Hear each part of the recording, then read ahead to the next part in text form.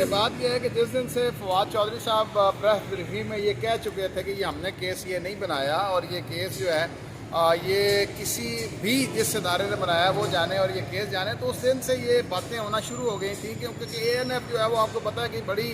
Uniform सी force है और उन्होंने कभी भी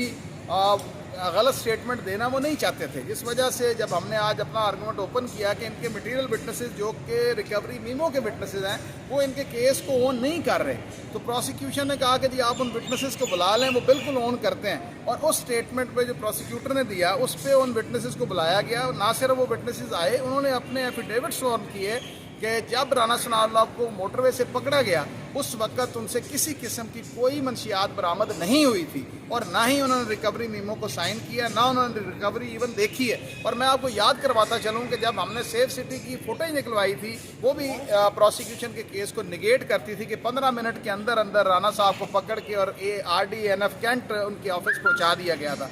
तो 265 के जो है वो प्रोविजन लाई करती इसी केसेस को डील करने के लिए इख्तियार देती है एक मौजूदा अदालत को कि अगर वो समझें कि कल को इस शहादत पर ये केस साबित नहीं हो सकता तो वो किसी भी स्टेज पर मुल्ज़मान को शक का फ़ायदा दे के क्विट कर सकते हैं, जो उन्होंने आज हमारी एप्लीकेशन एक्सेप्ट की और 6 के 6 मुल्ज़मान को इंक्लूडिंग राना सनाउल्लाह साहब इसमें से क्विट कर।